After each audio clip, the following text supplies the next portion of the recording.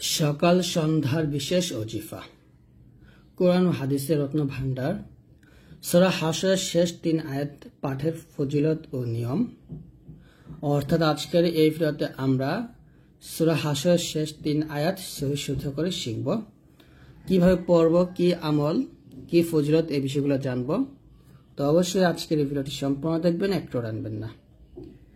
হযরত মাকিল বিন ইয়াসার রাদিয়াল্লাহু তাআলা আনহু হইতে বর্ণিত আছে যে নবী করিম সাল্লাল্লাহু আলাইহি ওয়াসাল্লাম ইরশাদ করেছেন, যে ব্যক্তি আউযু বিল্লাহিস সামিউল আলিম মিনাশ শাইতানির রাজিম,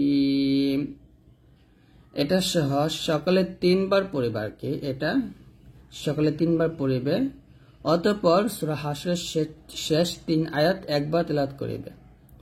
অর্থাৎ প্রথমে আপনাকে এই আয়াতটা 3 বার পড়তে হবে, তারপর সূরা হাশরের শেষ 3 আয়াত একবার পড়তে হবে। আল্লাহ পাক তাহার জন্য 70,000 ফেরেশতা নিযুক্ত করিয়া দেন, যারা সন্ধ্যা পর্যন্ত উক্ত ব্যক্তির জন্য ইস্তেগফার করিতে থাকে।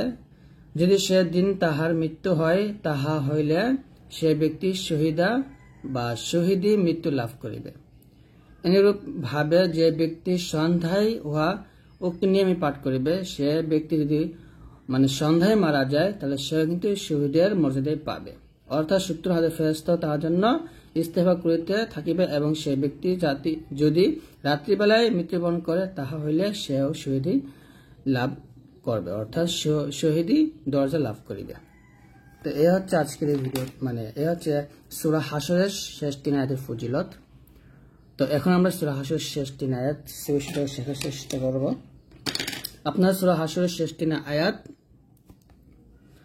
সকাল ফজর নামাজের পর একবার পড়তে পারেন, আবার মাগরিব নামাজের পর একবার পড়তে পারেন। এখন আমরা সূরা হাশরের শেষ 3 আয়াত শুরু করে শিখব। এখানে দেখুন সুন্দর করে বাংলা উচ্চারণ দেওয়া আছে, আপনারা বাংলা উচ্চারণের সাহায্য নিয়েও কিন্তু সূরা হাশরের শেষ 3 আয়াত শুরু করে শিখতে পারবে। أعوذ بالله من الشيطان الرجيم. بسم الله الرحمن الرحيم. هو الله الذي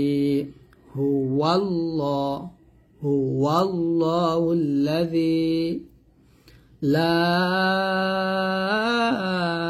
إله إلا هو.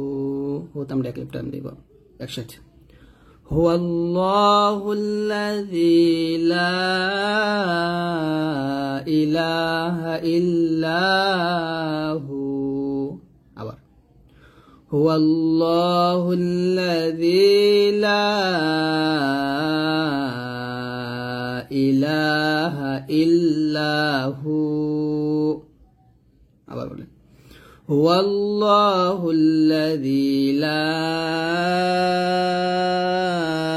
ইলাহা ইল্লা হু আলিমুল গায়বি ওয়াশ শাহাদাতি ওয়াশ শাহাদাতি হুয়ার রহমানুর রহিম। একসাথে, আলিমুল গায়বি, এখানে দেখুন আলিমুল গায়বি ওয়াশ শাহাদাতি হুয়ার রহমানুর রহিম।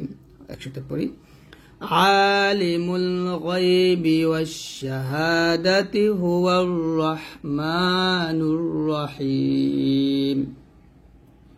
হুয়াল্লাহু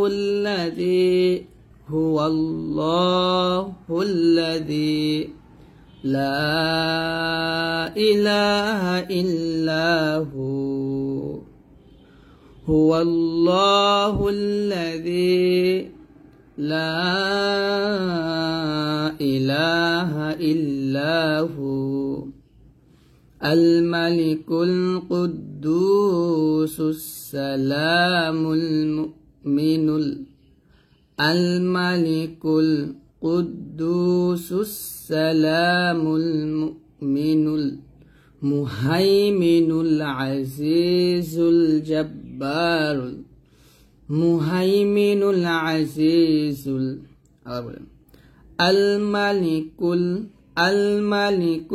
কুদ্দুসুস সালামুল মুমিনুল মুহাইমিনুল আজিজুল জব্বারুল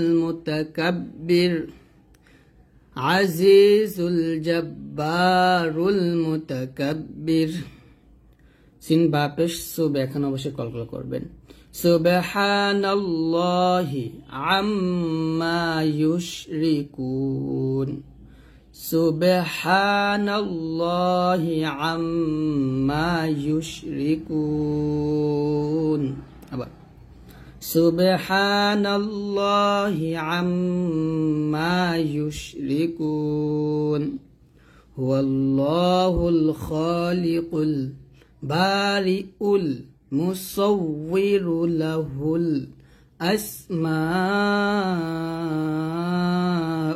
হুসনা একসাথে ওয়াল্লাহুল খালিকুল বারিউল মুসাউউরু লাহুল আসমাউল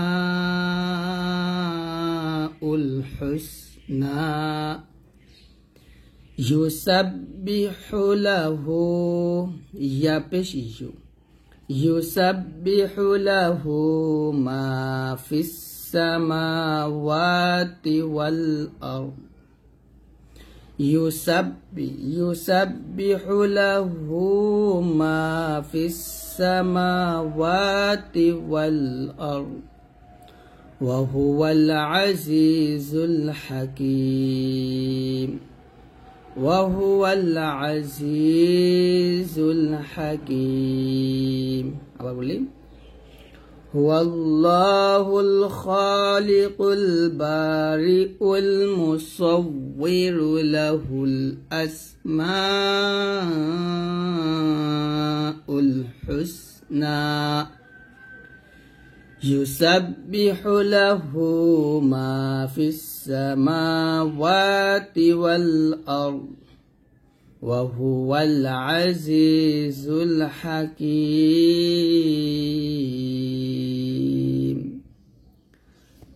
এরকম ভাবে আপনারা সুন্দর করে পড়বেন এখানে দেখুন অর্থ দেওয়া আছে তিনি আল্লাহ তাআলা তিনি ছাড়া কোনো ইলাহ নেই তিনি পরম দয়ালু অসীম দাতা তিনি আল্লাহ তিনি ছাড়া কোনো উপাস্য নাই তিনি একমাত্র মালিক পবিত্র শান্তি ও নিরাপত্তা দাতা পরাক্রান্ত প্রতাপশালী মাহাত্ম্যশীল তাহারা মানে হচ্ছে এখানে মুশরিকরা বলা হয়েছে মুশরিকরা যাহাকে অংশীদার করে আল্লাহ পাক তাহা হইতে পবিত্র তিনি আল্লাহ তাআলা স্রষ্টা উদ্ভাবক রূপদাতা উত্তম নামসমূহ তাহারই আসমান ও জমিনের যাহা কিছু আছে সকলেই তাহার পবিত্রতা ঘোষণা করে তিনি পরাক্রান্ত ও প্রজ্ঞাময়